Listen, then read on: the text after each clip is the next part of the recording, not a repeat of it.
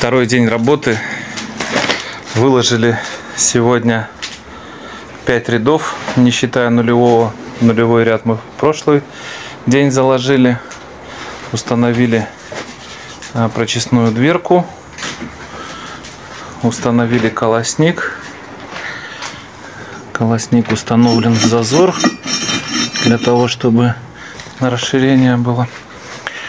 И сделали под шамотного кирпича. Занесли, подготовили кирпичи в помещение и смесь занесли.